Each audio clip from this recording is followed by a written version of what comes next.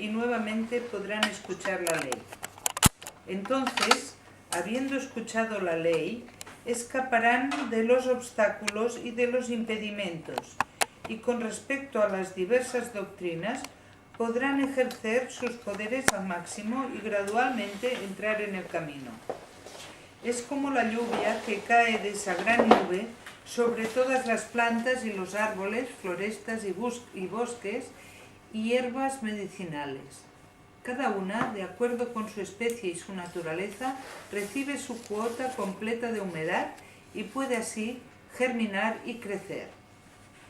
La ley predicada por el que así llega tiene una sola forma, un sabor, un nombre, que es la forma de la emancipación, la forma de la separación, la forma de la extinción, que finalmente se reduce a una sabiduría que abarca todas las especies. Fijaros las expresiones, porque dice, el que sí llega tiene una forma. Esa forma es un solo sabor, un nombre, pero ese nombre es emancipación, emancipación de la dimensión, de la identificación con la dimensión absoluta. La forma de la separación, separarse de la concienciación habitual de que es alguien venido a este mundo. La forma de la extinción, se extingue como creyéndose alguien. Bueno, se reduce a una sabiduría que abarca todas las especies, todas las cosas. No, está muy bien. La ley predicada... No, Cuando los seres vivos. Perdoneu que trobi... M'ho ensenyales? Sí. Cuando los seres vivos escuchan la ley del que así llega, aunque la abrazan, la leen y la recitan y la practican tal como él estipula, en realidad no la entienden ni comprenden los beneficios que de esa forma pueden adquirir. ¿Y por qué? Porque solo el que así llega entiende la especie, la apariencia, la entidad, la naturaleza de estos seres vivos. Sabe en qué piensan, qué ponderan, qué practican. Sabe cómo piensan en las cosas, cómo las ponderan, cómo las practican. Sabe los medios que los llevan a pensar en ellos, los medios que los llevan a ponderarlos, los medios que los llevan a practicarlos y qué medios adquieren. Un momento.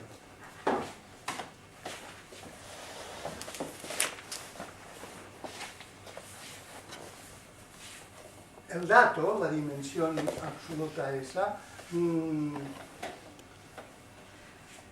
estos, como seres venidos a este mundo, no lo pueden conocer, sino que estos la conocerán cuando sepan que su ser, su realidad es de A. Entonces,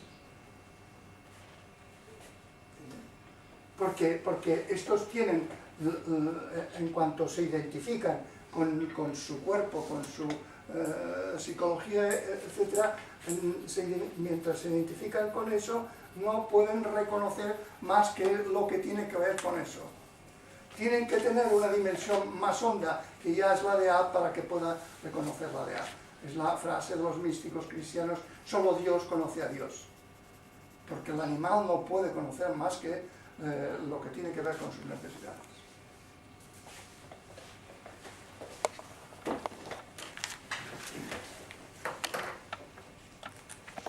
Los seres vivos, ¿eh? Los seres vivos existen en una diversidad de ambientes, pero solo el que así llega ve sus auténticas circunstancias y las comprende plenamente sin impedimentos. Es como esas plantas y árboles, esos arbustos y bosques y esas hierbas medicinales que no saben por sí mismas si son de naturaleza superior, intermedia o inferior. Pero el que así llega sabe que esta es la ley de una sola forma, un sabor, un nombre, que es la forma de la emancipación, la forma de la separación, la forma de la extinción, la forma del nirvana supremo, la tranquilidad y la extinción constantes, que en última instancia encuentra su destino en la vacuidad. Así se reconoce, con estas características: un solo sabor, un solo nombre, que es experiencia de emancipación, de separación, de extinción, de nirvana suprema, hasta que llega a la conciencia de vacuidad. La conciencia de vacuidad es que aquí no existe nada más que eso. Más que eso, y de eso no se puede decir que exista o que no exista, porque esta expresión es dual. El Buda comprende todo esto, pero como puede ver los deseos que existen en la mente de los seres, los guía y los protege, y por esta razón no les predica en forma inmediata la sabiduría que abarca todas las especies. Sino que los va guiando poco a poco. Tú y los otros, Kasyapa, habéis hecho algo muy extraordinario, pues entendéis que el que así llega predica la ley de acuerdo con lo apropiado. Tenéis fe en ella y podéis aceptarla. ¿Por qué lo digo? Porque es difícil entender y difícil comprender que los budas, los honrados por el mundo, predican la ley de acuerdo con lo apropiado. Las posibilidades que cada uno tiene. Bueno. Fíjate, nos vamos a la 105.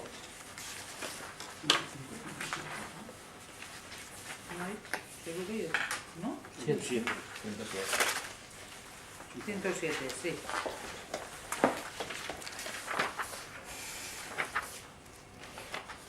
La 105 es un resumen pequeño.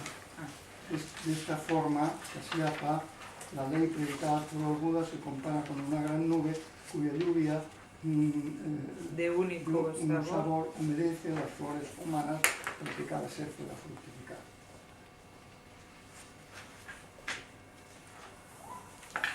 Pero ¿qué es un kalpa?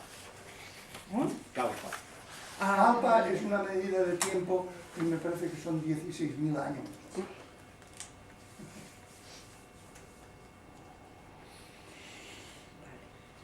Pues pasamos a la 107. Este discípulo... Ahora aquí sí que dejarme que haga un poco de introducción. Lo que va a hacer ahora, cuando habla de profecías, es anunciar a todos los grandes discípulos del Buda, los grandes discípulos del Buda, que se convertirán en Buda. El Buda hace la profecía de que los grandes discípulos se convertirán en Buda. Y después habrá un capítulo que dirá que los 500 discípulos del Buda se convertirán en Buda. Es decir, lo que hace es, como si dijera, si vosotros sois eso, si confiáis en vosotros mismos, seréis eso. Yo lo digo. Por tanto, es muy importante. Es un poco paliza, bueno, como muchas cosas, es un poco paliza, pero está insistiendo en que si uno quiere hacer este camino, debe tener una confianza incondicional en sí mismo.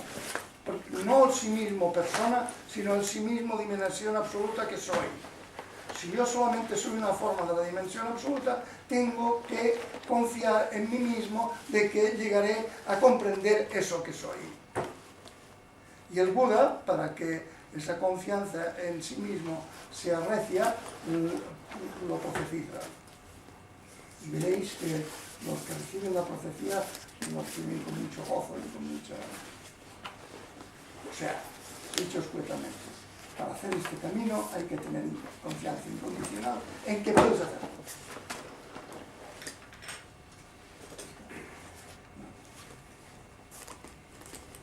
Este discípulo mío, Mahakasyapa, en futuras existencias podrá presentarse ante 3 billones de Budas, honrados por el mundo, para entregarles ofrendas, reverenciarlos, honrarlos y alabarlos, y proclamar ampliamente las innumerables y grandes doctrinas de los Budas. Y en su última reencarnación llegará a ser un Buda llamada el que así llega, brillo de luz, digno de ofrendas, de conocimiento recto y universal, de perfecta claridad y conducta, bien encaminado, conocedor del mundo, sabio sin parangón, mentor de la gente, maestro de seres humanos y celestiales, Buda honrado por el mundo. Su tierra se conocerá como virtud de la luz, y su kalpa se llamará gran adorno. Y la vida de este Buda durará 12 kalpas menores. Su ley correcta prevalecerá en el mundo durante 20 kalpas menores, y su ley falsa lo hará durante otros 20. Aquí hay varias cosas interesantes. Es que el Buda no es uno, no son billones, todos los que reconocen a lo largo de toda la historia humana y de los mundos, porque estos hablan en sentido cósmico, todos son tan Budas como Buda. No hay ninguna exclusividad, ni que es una divinidad, ni nada especial, sino que todos los Budas, todos los que se ponen en marcha pueden llegar a Budas. Y esto también es muy interesante, y es que los que llegan a Buda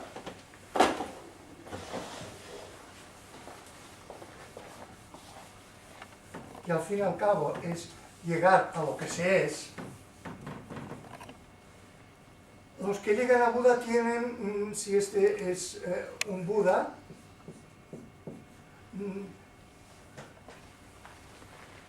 se ha comprendido como Buda y entonces comprende la tierra como lo mismo que él y describen un auténtico paraíso. Imaginaros que movéis por la tierra sin deseos, sin temores, sin angustias, sin miedo a la muerte, sin enfermedades y con atención y capacidad de ver lo bello y maravilloso que es todo, etc. Entonces describen esa maravilla, un tipo oriental. O sea que a cada Buda corresponde una tierra, una visión del tierra en que vive, del mundo en que vive, adecuado a la iluminación que tiene.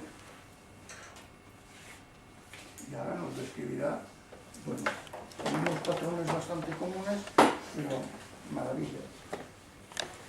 Su reino lucirá majestuosos ornamentos. No habrá en él mal ni impureza, ni escombros ni desechos, ni púas ni espinos, ni la sucia pestilencia de las letrinas. La tierra será suave y llana, sin promontorios ni hondanadas, sin pozos ni lomas. El suelo será de lapislázuli con hileras de árboles alajados y los caminos estarán delimitados por cuerdas de oro. Por todas partes se verán flores cuajadas de gemas y todo el sitio será puro e inmaculado. Los bodhisattvas de ese reino sumarán incontables miles de millones y la multitud de los que escuchan la voz será asimismo incalculable. No habrá funciones diabólicas y aunque allí se encuentre el demonio y los seres que obedecen al demonio, todos ellos protegerán la ley budista. Claro, es una descripción del mundo un poco muy oriental y un poco aburrido en el fondo, porque tanto oro y tantas perlas y esto. Nos pasamos a la página 109, la mitad hacia abajo.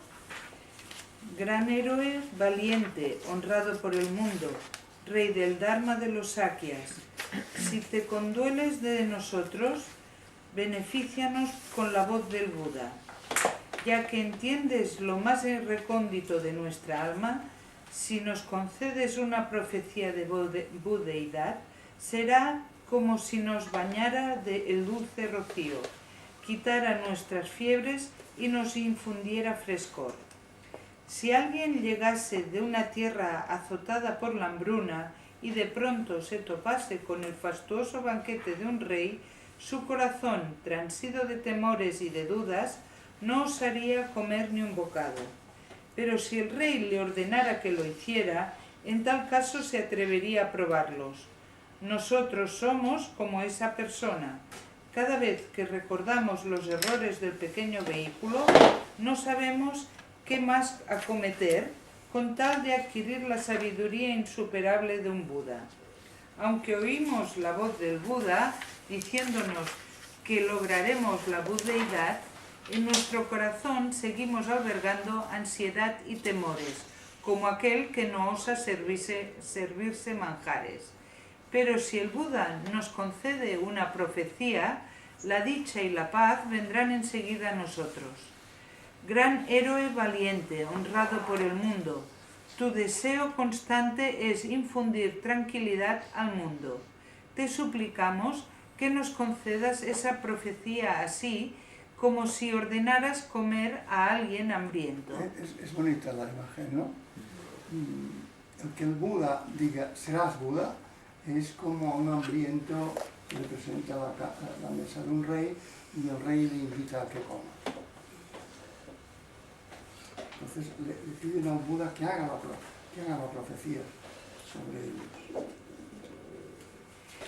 ¿A qué se refiere cuando dice los errores del pequeño vehículo? O sea, bueno, sabes que hay el Mahayana y el Hinayana. Los errores del pequeño vehículo, muchas escuelas, son que considera las cosas demasiado para monjes. En cambio, estos no se vuelcan en la vida corriente. Y esto es una concepción más individual de la perfección. Hay toda una coherencia de doctrina de unos que están más concebidos para monjes y que se retiran del mundo, y otros que no, que son para la gente del mundo.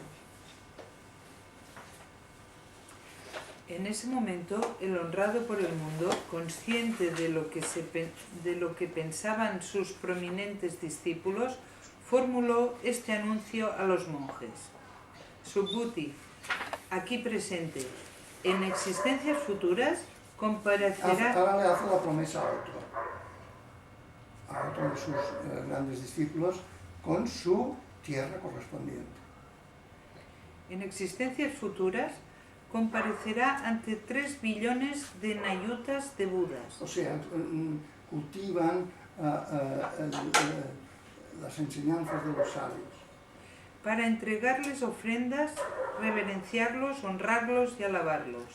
Constantemente llevará a cabo prácticas de Brahma y completará el camino del Bodhisattva, y en su reencarnación final podrá lograr la budeidad.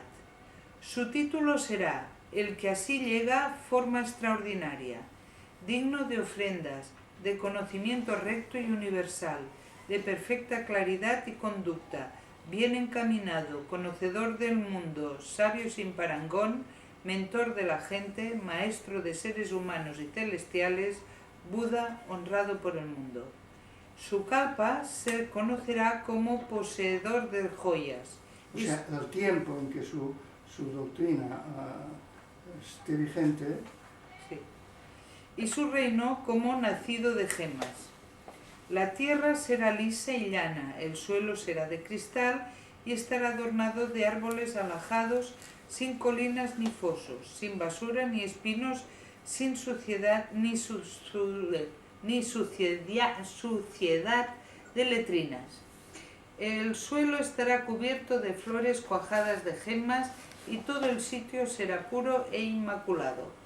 Los habitantes de este reino vivirán en terrazas adornadas de piedras preciosas, con pabellones y torres maravillosas y extraordinarias.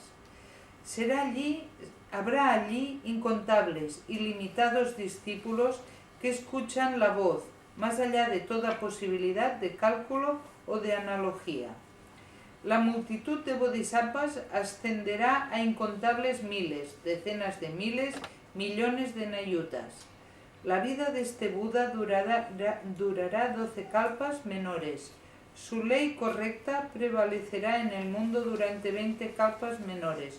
Y su ley falsa La degradación de esa tradición durante otros 20. Y él constantemente vivirá en el aire, predicando la ley para la asamblea y salvando innumerables multitudes de bodhisattvas y de discípulos que escuchan la voz. Nos pasamos a la 115, casi al final. Mis diversos discípulos, plenamente dotados de virtud y dignidad, ascenderán a 500, y cada uno de ellos recibirá una profecía como esta. Todos los discípulos les dará la misma profecía que llegarán a ser Budas, lo cual hará que lleguen a ser Budas. Vale, pasamos al siguiente capítulo y vamos a la 120. Vale, pero a ver, lo que quiere decir es que, primero, que si hay una profecía de que lo puedes alcanzar, eso satisface, ya es lo que viene a decir. Y que cada realización de la budeidad tiene un mundo, una visión y unos discípulos, podrían decir.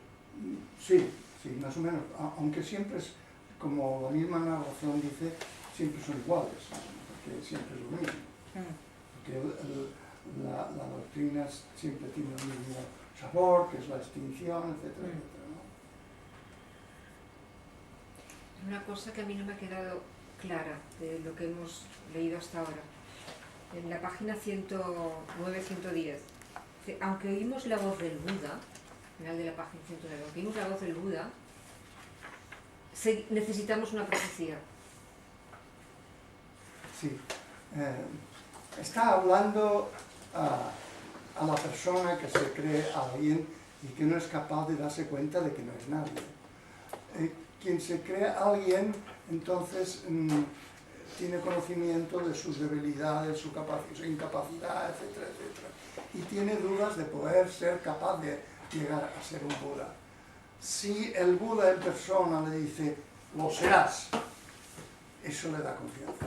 O sea, es que si lo entiendo bien, aquí dice, con la profecía desaparecen la ansiedad y los temores. Danos una profecía. Sí. Porque si simplemente nos dices que lograremos la budeidad, con esto no tenemos bastante. Sí. Bueno, apelar a vosotros mismos. Dices, ¿puedes hacer este camino? Sí, sí, en teoría sí, pero yo con mi debilidad, mis pocas fuerzas, falta de inteligencia, eso, no voy a hacer ese camino. En cambio, si viene una persona de absoluto prestigio, como un saludo y de, lo serás, te da una confianza en ti mismo enorme.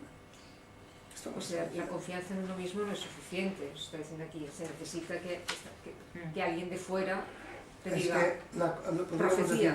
Podríamos decir que la confianza en ti mismo desde tu ego no es suficiente. La confianza en ti mismo desde la profundidad de tu realidad, que es de A, es así. Esto sería la profecía. Sí, esto sería la profecía.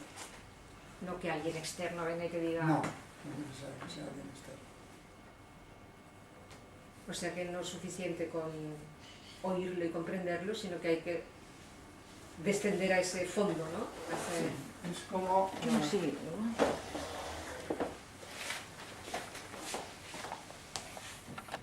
Tú eres estas dos dimensiones.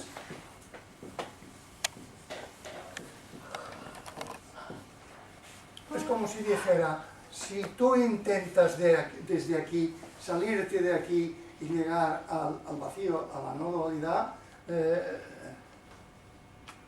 tienes tantas limitaciones y tan débil que no vas, no te crees que puedes hacerlo. No te lo crees con toda verdad que puedes hacerlo. En cambio, si partes no desde aquí, que es el ego, sino de la profundidad de tu ser, en realidad que es más allá de tu ego, entonces sí podrás.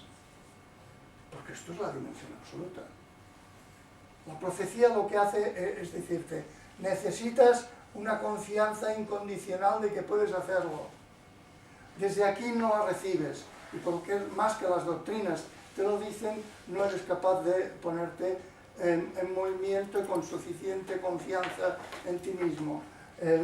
La profecía del Buda, o sea, que alguien externo con prestigio te avale, o tú mismo que seas capaz de reconocer esta dimensión en ti mismo, si eres capaz de reconocer esta dimensión en ti mismo, entonces haces pie ahí para hacerlo, no aquí.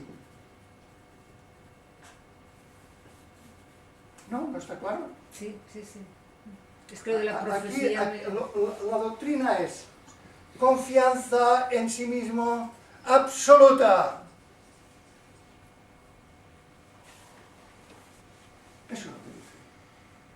confianza en sí mismo absoluta. Si lo tienes, lo harás. Pero si lo tienes, no te caerá del cielo. Tienes que ganártelo a base de tocar el dato una y otra vez en tu vida ordinaria, tocar el gran dato de eso único que es, y entonces te vas dando cuenta que eso es lo que tú eres. Y entonces tienes el poder de hacerlo. O sea que el gran dato del que hablas sería una profecía, un don gratuito, porque aquí dice, pero si el Buda nos concede una profecía, la dicha y la paz vendrán enseguida. Sí.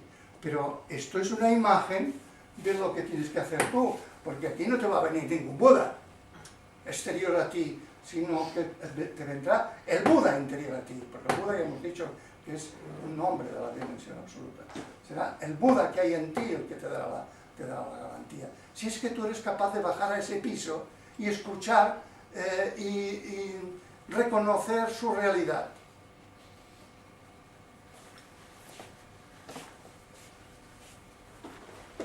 La expresión profecía a mí me ha hecho... Bueno, es la forma que tiene, ¿no? Se ve que es aburrido porque hay varios que se están durmiendo.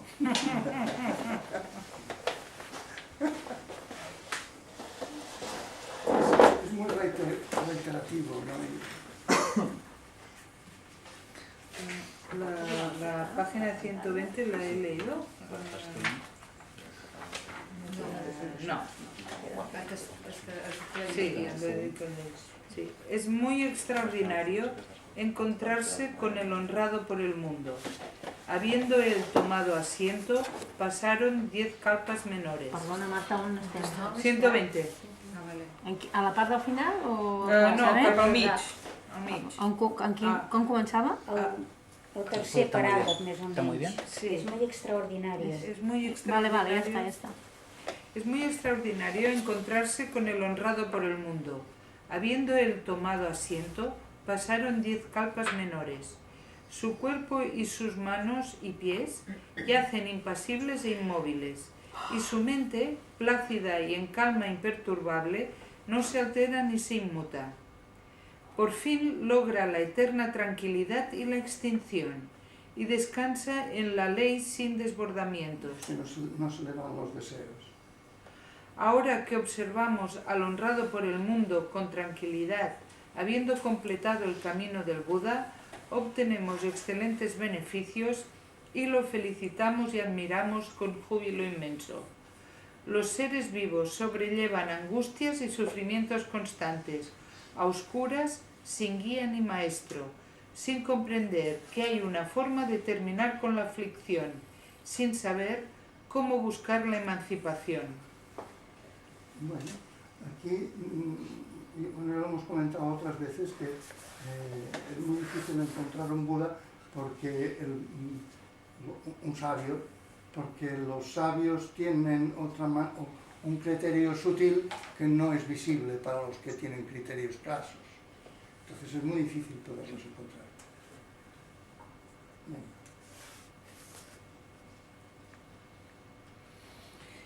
Vamos a la página 123. La parte, bueno, son 2 líneas, honrado por el mundo, con quien uno rara vez se encuentra y a quien tan difícil es llegar a conocer. Es tan difícil llegar a conocer, aunque lo tengas a las narices y estés conviviendo con él.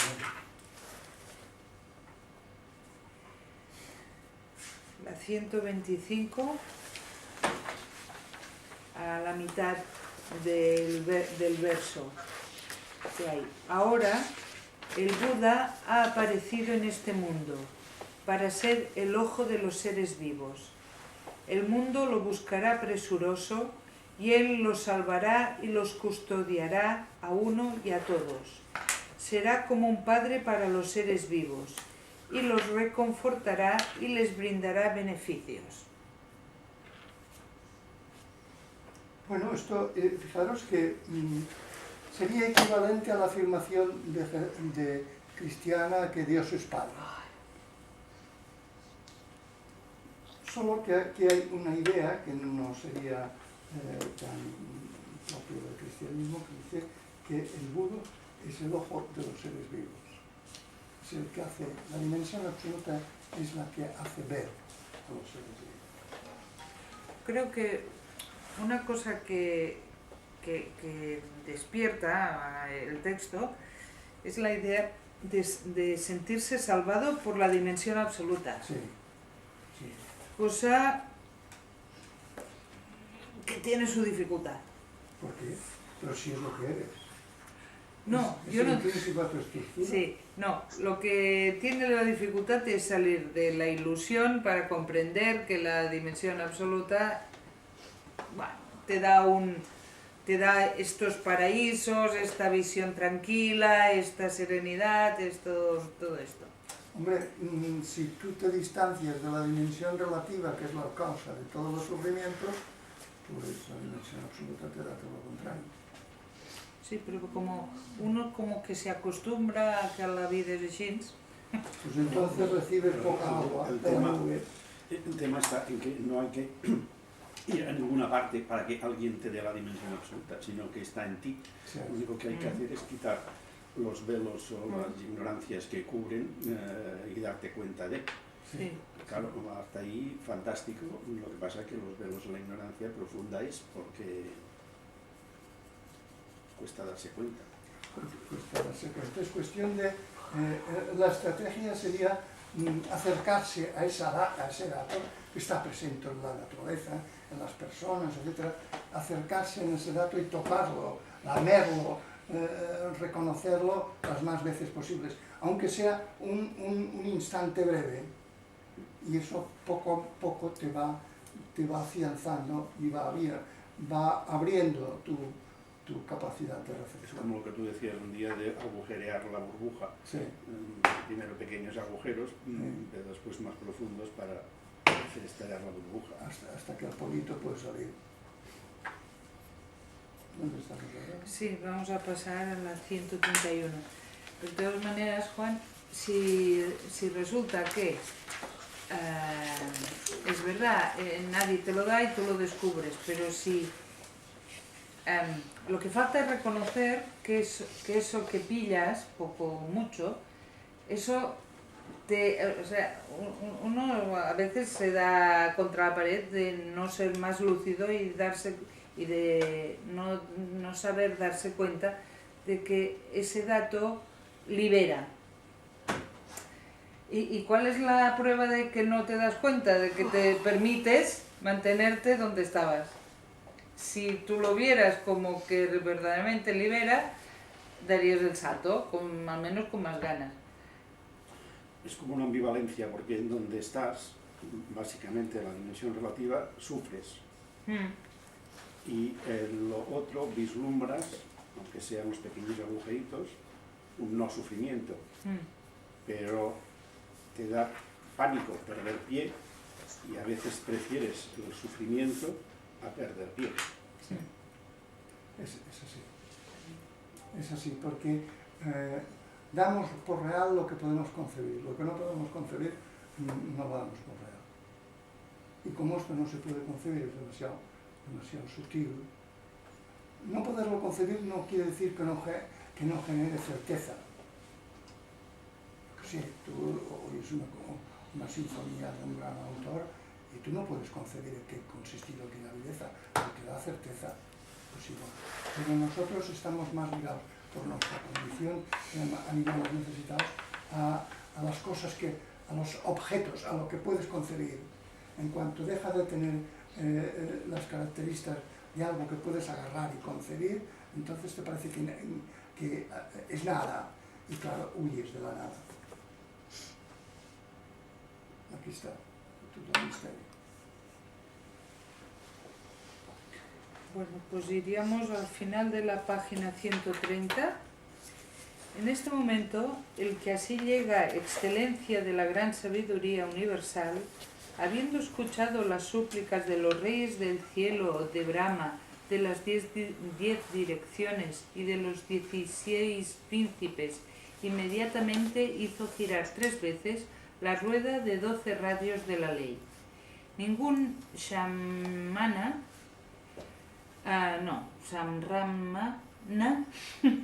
Brahman, sí, molt bé, Ramana, Brahman, ser celestial, demonio, rey Brahma u otro ser del mundo, la había hecho jamás girar de este modo.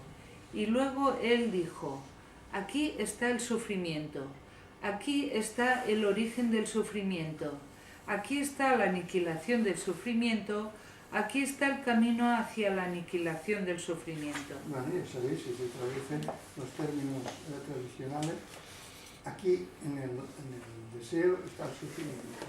Está el sufrimiento en el deseo, es el origen del sufrimiento, se puede aniquilar, se puede poner el deseo al margen y hay una manera de hacerlo. Esta es la gran doctrina. Y ahora explica el segundo punto de doctrina budista, y es que de nuestra condición de animal necesitado, que tiene que concebirse como dual, se genera todo nuestro mundo, es causado todo nuestro mundo. Entonces expuso ampliamente la doctrina de la cadena causal de 12 eslabones. La ignorancia causa la acción. Si yo me considero alguien, tengo que actuar. La acción causa la conciencia. Me considero alguien. La conciencia causa el nombre y la forma. Soy fulanito de tal. El nombre y la forma causan los 6 órganos sensoriales. Que son, no es que los genere entonces, que los considero como formando parte de mí. Los 6 órganos sensoriales causan el contacto. El contacto con la realidad. El contacto causa la sensación. La sensación causa el deseo. El deseo causa el apego. El apego causa la existencia. La existencia causa el nacimiento. El nacimiento causa el envejecimiento y la muerte, las preocupaciones y aflicciones, el sufrimiento y la angustia. Si la ignorancia es erradicada, Ahora hace tu camino a la inversa. también se erradicará la acción. Si se erradica la acción, también se erradicará la conciencia. Si se erradica la conciencia, también se erradicarán el nombre y la forma. Si se erradican el nombre y la forma, también se erradicarán los 6 órganos sensoriales. Si se erradican los 6 órganos sensoriales, también se erradicará el contacto. Si se erradica el contacto, también se erradicará la sensación. Si se erradica la sensación, también será erradicado el deseo. Si el deseo es erradicado, también se erradicará el apego. Si se erradica el apego, también se erradicará la existencia.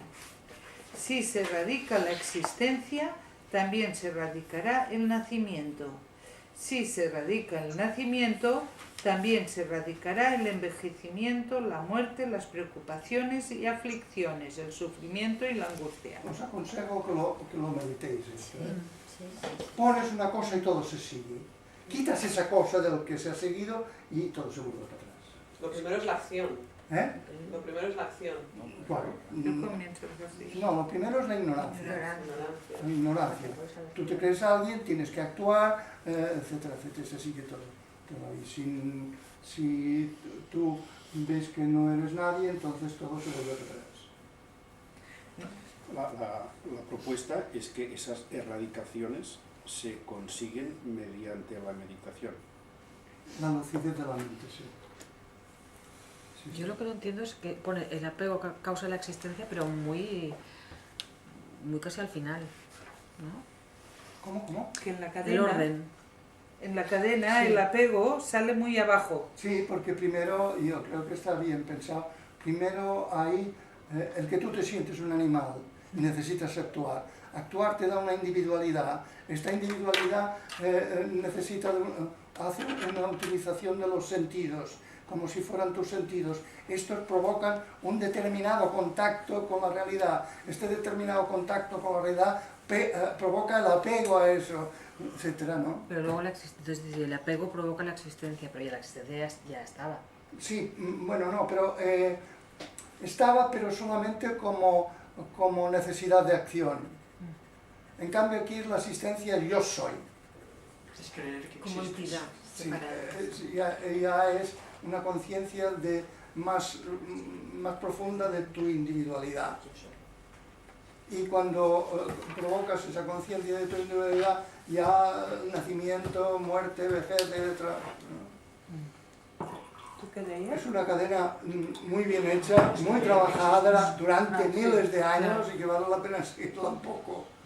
Aunque hay dificultad de terminología, que seguramente en sánscrito o en chino utilizarán términos diferentes. Y aquí están términos que son idénticos como el que tú has... Pero has de intentar entender a qué se está refiriendo, ¿no? Como con lo primero es la ignorancia, que te crees que eres alguien venido a este mundo, tienes que tener que actuar, etcétera, etcétera.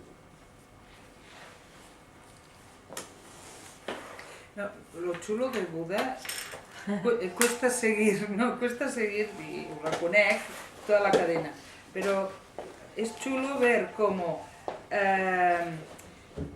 el final, o sea, acabar con el sufrimiento, te da el encadenamiento. Mira, pues si terminas con esto, terminas con esto, terminas con esto, se acaba, ¿no? O sea, no es magia, es... Lo fascinante de todo el planteamiento budista es que es racional. ¿Es que es? Racional. Es racional, es estrictamente racional. No se cuela ninguna creencia, ningún supuesto por ningún lado. Intenta racionalizar las cosas con su porqué, etcétera, su encadenamiento. Y es fantástico, es una propuesta que está a nuestro alcance. Sí, Totalmente. totalmente. Depende de... No. Totalmente, exactamente. No es ahora tenerse que poner a rezar delante de un Dios para que... No, está en cierta manera está en tus manos, pero no en las manos de tu ego, sino en las manos de tu profundidad. Que esto es lo que pensaba también con la noción de Dios que da gracia y tal, pero claro, aquí lo hacen de una manera racional.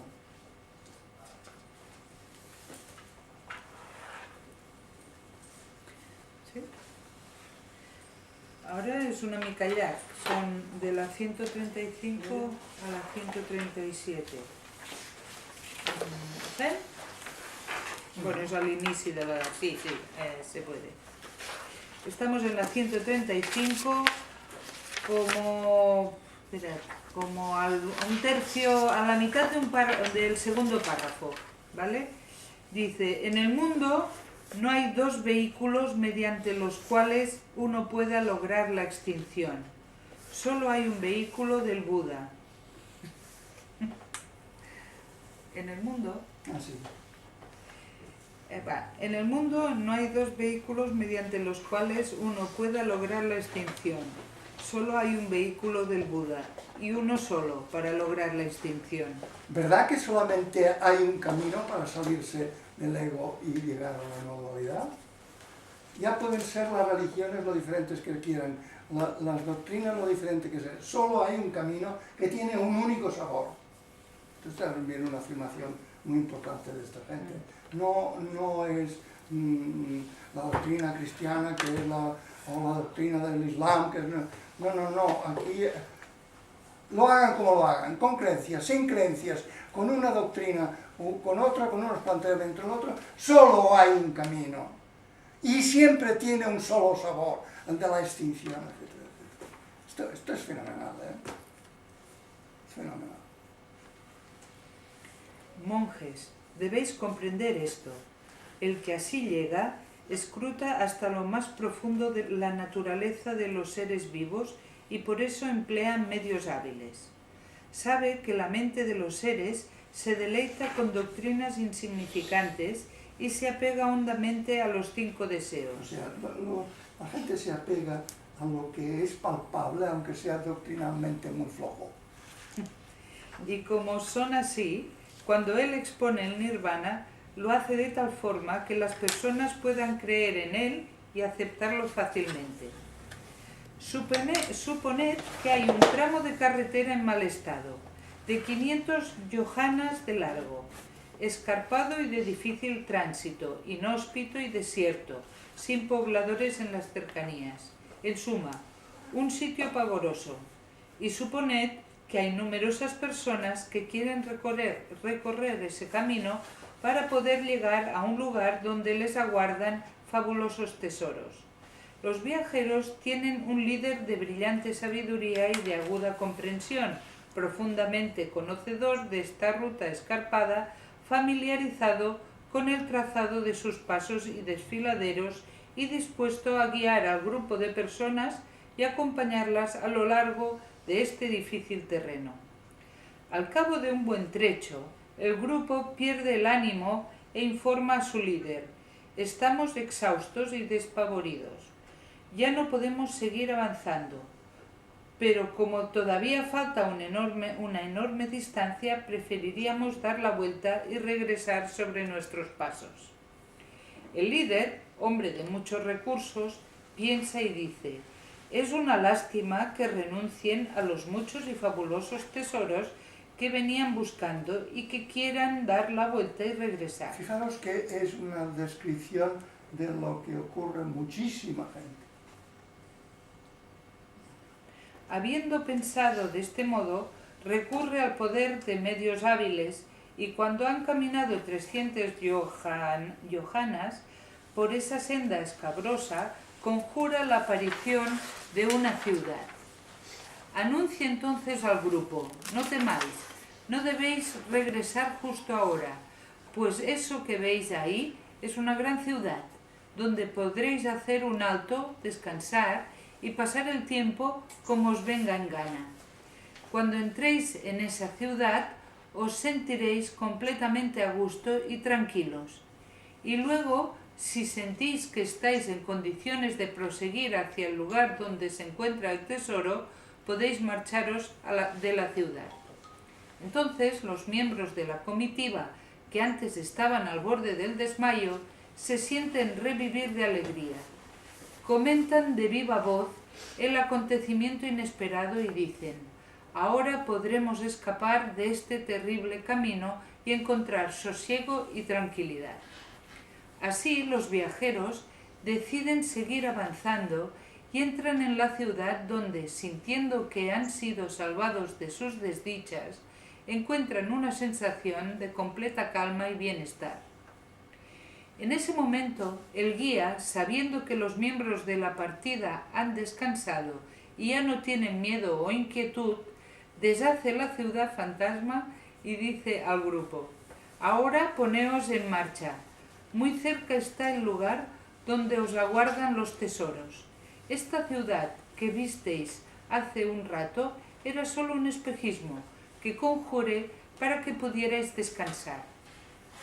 Monjes, el que así llega se encuentra en una posición semejante.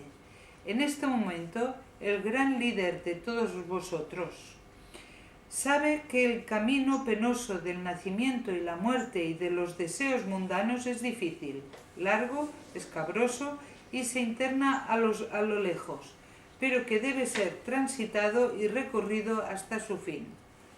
Si los seres vivos solo escuchan hablar del vehículo único del Buda, no querrán ver al Buda, no querrán acercarse a él y de inmediato pensarán: el camino del Buda es largo y se interna a lo lejos. Para poder recorrerlo con éxito, uno debe esforzarse con ahínco y sobrellevar dificultades durante un largo periodo. El Buda sabe que la mente de los seres es débil, vacilante e inferior. Por eso, valiéndose del poder de medios hábiles, predica 2 nirvanas a fin de brindarles un lugar de descanso en mitad del camino. Si los seres vivos escogieran permanecer en estos 2 escenarios, el que así llega les diría: no habéis comprendido aún lo que hay que hacer. Este escenario que habéis escogido para permanecer está muy cerca de la sabiduría del Buda, pero debéis observar y ponderar más aún. Este nirvana que habéis alcanzado no es el verdadero. Lo que sucede es que el que así llega ha recurrido al poder de hábiles medios y, trazando distinciones, ha tomado el vehículo único del Buda y lo ha predicado como si se tratara de 3 caminos distintos. El Buda es como el líder que, para brindar un sitio donde descansar, conjura una gran ciudad, y cuando los viajeros se sienten renovados les dice: el lugar de los tesoros está muy cerca de aquí. Esta ciudad no es real, es algo que yo he conjurado. Bueno, es bonito, ¿no? Sí. Es muy bonito, pero aquí se pueden sacar consecuencias para gestionarse a sí mismo, para gestionar a otros, pero en este camino. Y es, imaginaros que ha puesto el camino que es largo y escabroso. Tenía que haber puesto largo y escabroso. Y entonces los medios hábiles, el truco del maestro, el truco que uno tiene que aplicar a sí mismo, es decir, cuando ya comienzas a estar muy cansado, dices: ánimo, que esto te dará la paz, verás un mundo más aceptable, no sé qué, no sé cuántos. O sea, te autoengañas.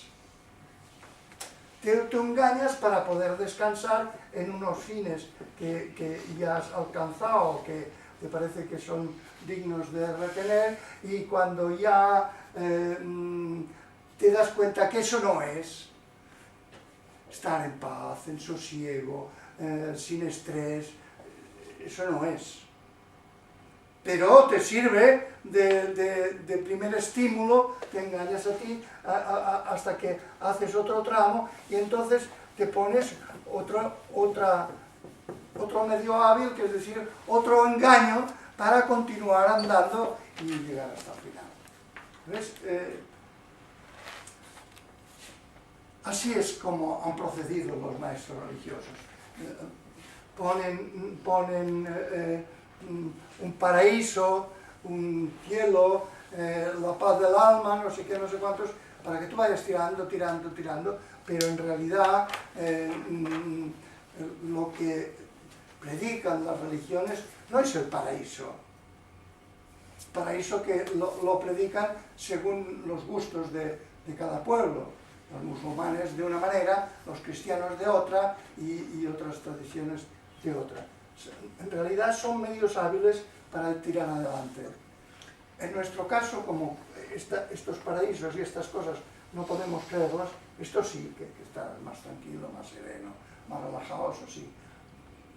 Pero entonces hay que comprender que esto no es, lo que proponen los sabios no es esto, ni tampoco esto de aquí. Estos son medios hábiles para gestionar a otros y para gestionarse a sí mismo.